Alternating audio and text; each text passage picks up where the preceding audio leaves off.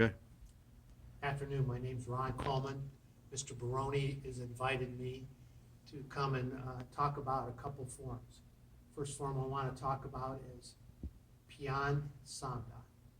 I'm not going to demonstrate the whole form. I'm going to demonstrate some of the things that you may not be aware of when you're performing the form. I selected this form because of the spear hand, and we'll talk about the spear hand in a little bit here. After the first few movements on each side, we get into a double fist defend. We step forward and spear hand. Notice how my hand is, just like this. I can remember when I first learned about spear hand, I had a lot of hesitation that I would ever do it. You hit the breastbone or something, you're going to break your fingers. And no one really ever talked about it. As I became more skillful and higher in rank, I have a lot more affinity towards liking the spear hand. I've seen people break boards with the spear hand. However, a lot of times they will bend their fingers and then pull the middle finger back, and they use the thumb as a fulcrum, as a wedge to strengthen, and then they break it like that. So you have three fingers just like this. I've also saw it where they're just like that, and their fingers are sticking out, and then they'll hit. And I've also seen it where a person is so confident that they're going to go with high speed, and they'll go right through it just like this. You have to think about where and how your spearhead is going to be used and what the target is. The target's going to be the solar plexus. And in Okinawa, they would wear outfits as their regular garments that were often just like the uniform top. And you could almost see the solar plexus. So when they would go in, they could see exactly where it was. They could tell if they were going to be 1 or 2 inches high. When you become very skillful, you can hit within an inch or two of where your intended target is. So we go in and we spear hand, we hit right to the solar plexus, you're going to drop the guy down. But the more I've thought about this form and some of the other forms, what comes next? We spear hand, we break a grip, come around, and hammer fist.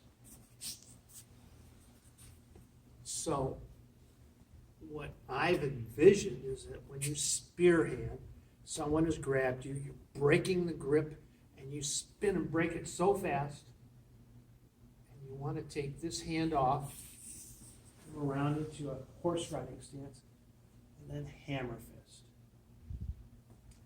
Don't do this.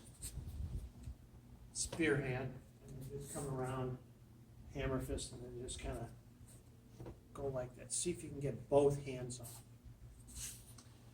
Another reason why I selected this form to talk about is because there's a couple other techniques that are pretty interesting. We talk about a crescent defend. Well, it could also be a crescent kick or a crescent attack. I believe that most people do not learn the spear hand in class. They learned it from this form. The same way with the crescent defend.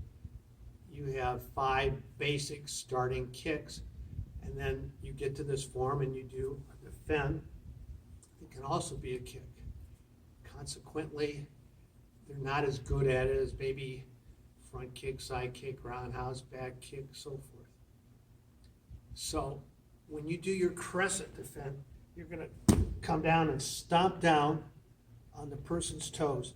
Your fists are at your belt, and you're going to block and back fist. Now I'll ask people, what is this block? Well, we've always called it a pocket block. So it's like you have your hands in your pocket, and someone is going to attack you to the midsection. You block it like this, pull your hand out, and immediately back fist. A very, very good self-defense technique. Stomping down on the foot is another thing that can effectively incapacitate the movement of your opponent if you stomp down on the arch of the foot. The other thing about this form that I like is that someone's at the very end, they're going to be grabbing you around the shoulders, and you're going to be lifting your arms up and then elbowing. So you get a little bit of a self-defense technique. This is like the third or fourth or fifth form that you're learning, and you're learning some additional self-defense techniques. But really what I wanted to explain the most about on this form is the spear hand. When I imagine doing the spear hand, I imagine that I'm not going to commit myself so that I'm so far out like this and I'm stuck in this position. I would go up and I would have a lot more flexible. But because we're doing a form that's artistic, we're going to go out and have very good. But the other aspect of the spear hand that we'll find out later is that when we spear hand and we twist this way, it's because of what your potential opponent is doing. We have another form later on where we twist the other way. So the instructor who developed these forms originally knew that you're going to take a guy down and you can be all laid out like this, or you can go like this. Spear hand didn't work. You can go like this. The spear hand didn't work. So this is, to reiterate, this is why I picked this form. Hopefully you learned something and saw something or heard something different that will help you do the form better. Thank you.